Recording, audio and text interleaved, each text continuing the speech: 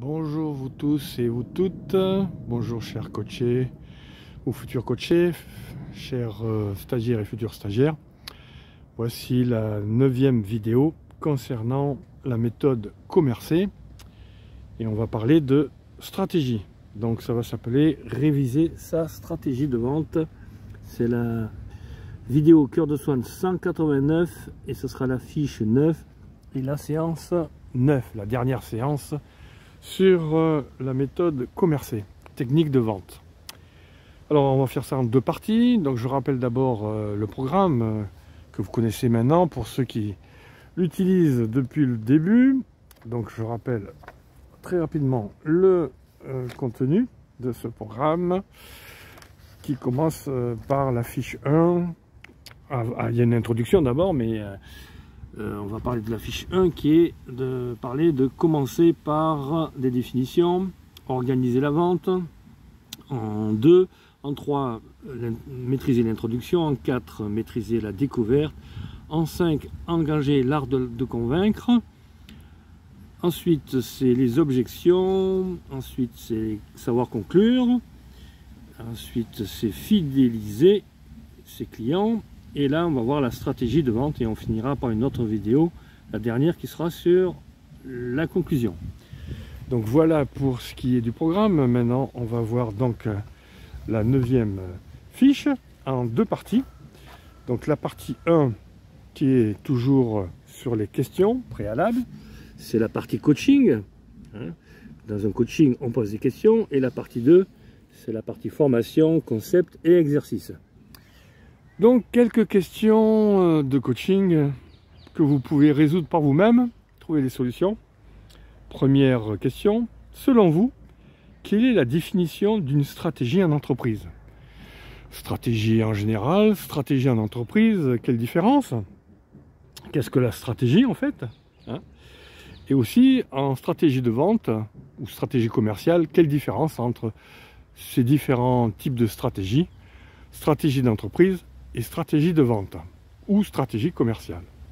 Donc recherchez des informations à ce sujet sur informatique, sur internet, dans mes supports de cours, dans des vidéos YouTube, etc. Vous allez trouver pas mal de choses à ce sujet. C'est très facile à comprendre. Est-ce que c'est du court terme, du moyen terme, du long terme, la stratégie? Et à quoi ça consiste? De quoi ça consiste? Rappelez-vous le CQQ c'est occupé, la méthode CQQ c'est occupé, ça va vous donner des indications. Deuxième question, à quoi sert la stratégie commerciale? Quel est son processus et à quoi ça sert? Pourquoi il faut faire une stratégie commerciale, une stratégie de vente? Quel est son but? Voilà. Troisième question, connaissez-vous des entreprises qui ont mené des stratégies commerciales de façon efficace? Est-ce que vous-même vous avez connu des entreprises qui permettaient d'avoir une belle stratégie et qui ont réussi à mettre en place une stratégie de vente? Il y a la stratégie d'entreprise, certes, mais en stratégie de vente, en stratégie commerciale, est-ce que vous connaissez des entreprises qui ont bien réussi? Voilà. Et puis, qu'est-ce que ça vous fait de parler de stratégie à vous, au niveau sentiment, au niveau émotion? Qu'est-ce que ça vous engendre comme ressenti de parler de stratégie? Est-ce que c'est quelque chose de positif au niveau du sentiment, ou plutôt d'angoissant, ou d'inconnu, etc. Là, ça serait bien d'avoir un peu connaissance de vos émotions, de vos sensations et de vos sentiments. Voilà pour ce qui est un peu des questions importantes à vous poser pour comprendre la stratégie, l'intérêt. Et maintenant, on va passer à la partie formation, concept et exercice. On va voir plusieurs choses. Concevoir une stratégie justement commerciale avec le CQQ c'est occupé, dont j'ai parlé tout à l'heure. Alors, on a vu déjà dans d'autres vidéos et puis dans d'autres sagas d'entreprise, qu'est-ce que c'est que le CQQ c'est occupé? C'est une façon des questions qu'il faut se poser pour réussir un projet, pour élaborer un projet. Ensuite, c'est de connaître le savoir-faire et le savoir-être d'un chef de projet qui monte une stratégie commerciale. Alors ça, c'est dans la conduite du changement, c'est de connaître un peu comment on peut arriver à faire que les personnes, les collaborateurs s'impliquent dans une stratégie commerciale. Donc on va voir les éléments de conduite du changement. Donc dans la conduite du changement, il y a un schéma qui est connu, qui est le schéma de Kübler-Ross, qui parle de deuil. Donc je vais vous montrer ce schéma qui est là sur mon petit calepin. Donc voilà, vous avez au départ, les gens sont dans...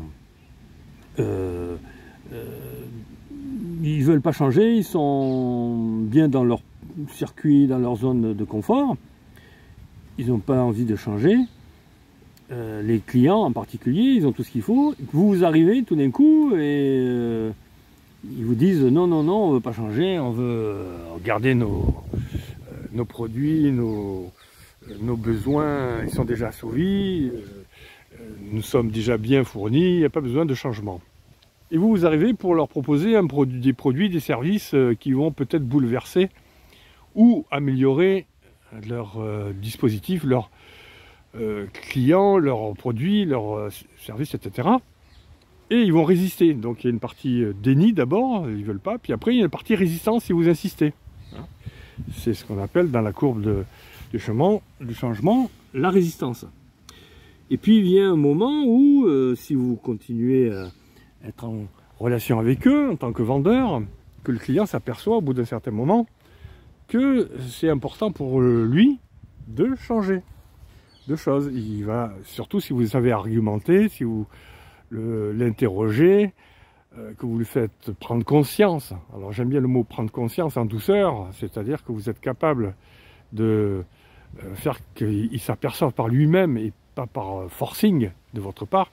S'il s'aperçoit qu'il y a des choses à faire et qu'il va s'intéresser à vous, à ce moment-là, il va faire une expérimentation. Donc c'est la partie expérimentation. Et une fois qu'il a testé vos produits et vos services, il va être dans l'intégration. C'est-à-dire il va intégrer vos services, il va intégrer vos produits et il va être très content de cela. Donc ça c'est important de connaître la courbe de deuil qui rejoint les techniques de vente. Ça vous permet de mieux connaître comment ça se passe. Eh bien, maintenant, je voudrais parler simplement d'un exercice. Vous allez travailler un petit exercice, toujours dans la vente de stylos, qu'on connaît dans les autres vidéos. Donc, vous êtes vendeur de stylos 4 couleurs, vous voulez vendre ces stylos, vous en avez plusieurs. Qu'est-ce que vous allez faire quelle est la stratégie que vous allez mettre en place pour pouvoir faire que vous ayez des nouveaux clients, que les produits soient séduisants? Peut-être il va falloir ajouter dans vos produits une gamme de produits nouveaux, une gamme de nouveaux stylos. Comment vous allez les présenter en fonction du marché, du marketing. Donc connaître le marketing, le marché, connaître aussi la cible que vous voulez toucher sur 3 ans, 4 ans, 5 ans. Comment vous voyez l'entreprise dans 5 ans au niveau de la vente des stylos. Voilà, c'est ça que j'aimerais que vous puissiez réfléchir et on en parlera au cours de notre formation, session de formation, notre séance de formation. Voilà, ben écoutez, là, cette vidéo est maintenant terminée. Je vous souhaite une belle matinée si c'est le matin pour vous, une belle soirée si c'est le soir pour vous et une belle nuit si c'est la nuit pour vous. À très bientôt, c'était Soigny.